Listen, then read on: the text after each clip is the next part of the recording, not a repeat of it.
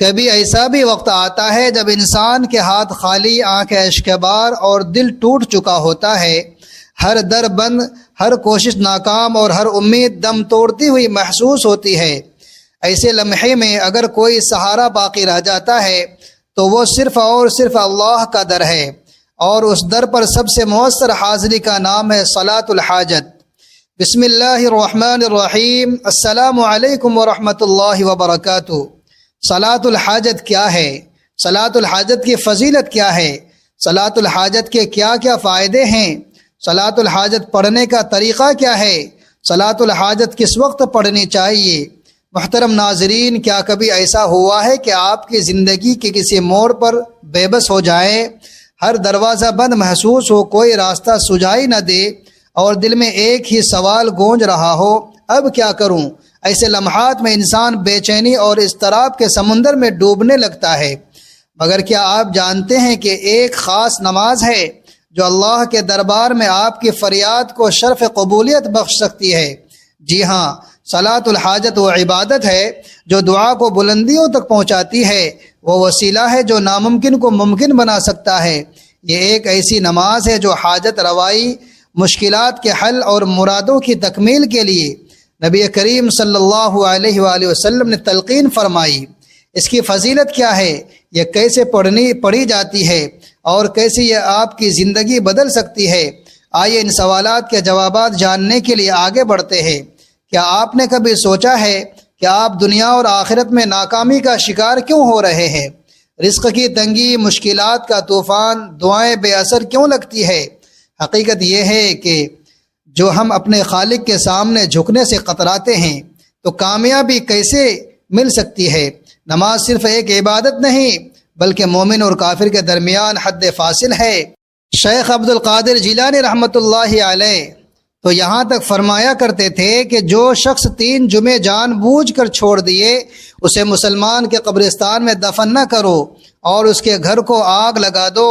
سوچے جب نماز ترک کرنے پر ایسی سخت وعید ہے تو پھر کامیابی کیسے ممکن ہو سکتی ہے؟ لوگ وظائف اور عملیات تو کرتے ہیں مگر نماز سے غفلت برتتے ہیں اور پھر شکوہ کرتے ہیں کہ دعائیں قبول نہیں ہو رہی ہے۔ یاد رکھیں، جب تک آپ سچے پکے نمازی نہیں بنیں گے کوئی وظیفہ، کوئی عمل، کوئی دعا فائدہ نہیں دے گی۔ تو کیوں نہ آج ہی سچی توبہ کریں اور نماز کی پابندی کو اپنی زندگی کا لازمی حصہ بنا لیں۔ یہی پہلا قدم ہے۔ حقیقی کامیابی کی طرف نماز کی اہمیت اور فضیلت کا اندازہ اس بات سے لگایا جا سکتا ہے کہ اللہ تبارک و تعالی نے ہر چیز کا حکم زمین پر وحی کے ذریعے نازل فرمایا، لیکن نماز ایک ایسا اہم فریضہ اور عظیم الشان تحفہ ہے کہ جسے اللہ تعالی نے وحی کے ذریعے زمین پر نہیں بلکہ نبی کریم صلی اللہ علیہ وسلم کو آسمانوں کی بلندیوں پر بلا کر عطا فرمایا۔ کیا آپ جانتے ہیں کہ کوئی بھی عمل جو نماز کے ذریعے کیا جائے کبھی ناکام نہیں ہوتا، کیونکہ نماز صرف ایک عبادت نہیں بلکہ وہ ذریعہ ہے جو بندے کو براہ راست اللہ تبارک و تعالی کے دربار تک پہنچا دیتا ہے۔ جب کوئی شخص نماز میں سجدے میں جا کر اپنے رب سے فریاد کرتا ہے تو یہ ممکن ہی نہیں کہ اس کی دعا رد کر دی جائے۔ جو حاجت نماز کے ذریعے مانگی جائے وہ یا تو فوراً قبول ہو جاتی ہے یا پھر اس کے بدلے میں کوئی بڑی مصیبت ٹل جاتی ہے یا آخرت میں بہترین انعام کی صورت میں محفوظ کر دی جاتی ہے۔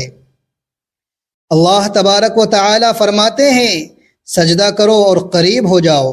جب بندہ نماز کے ذریعے کوئی وظیفہ یا عمل کرتا ہے تو اللہ تبارک و تعالی اس سے راضی ہو جاتا ہے، اور جب اللہ راضی ہو جائے تو دنیا کی کوئی طاقت اس کی کامیابی کو روک نہیں سکتی، بس شرط یہ ہے کہ سچے دل سے نماز کی ادائیگی کی جائے، اخلاص کے ساتھ مانگا جائے، اور پھر دیکھیں کہ رحمتوں کے دروازے کیسے کھلتے ہیں۔ کبھی ایسا ہوا ہے کہ آپ کسی کام کو پورا کرنے کی کوشش کرتے ہیں مگر آخری لمحے میں وہ بگڑ جاتا ہے؟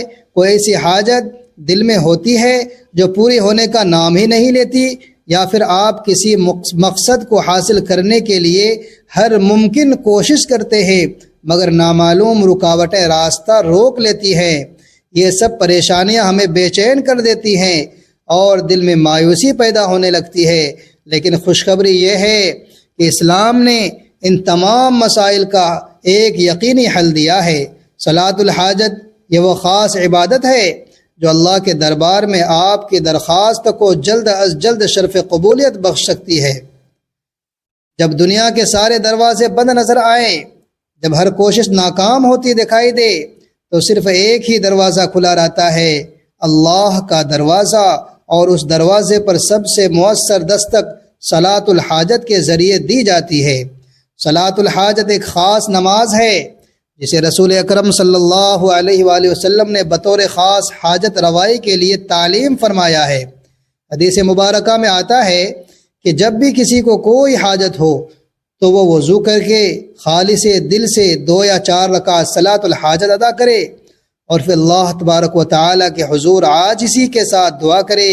وہ دعا رد نہیں کی جائے گی۔ یہ نماز اللہ سے اپنے مقصد کو حاصل کرنے کا ایک بہترین وسیلہ ہے۔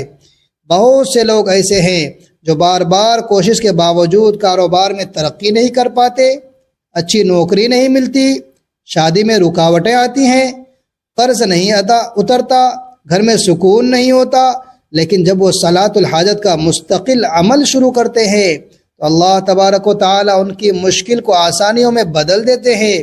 اگر آپ بھی کسی ایسی ہی آزمائش سے گزر رہے ہیں تو آج ہی سے صلاۃ الحاجت پڑھنا شروع کر دیجئے اور دیکھیں کہ کس طرح رکاوٹیں خود بخود دور ہوتی چلی جاتی ہے۔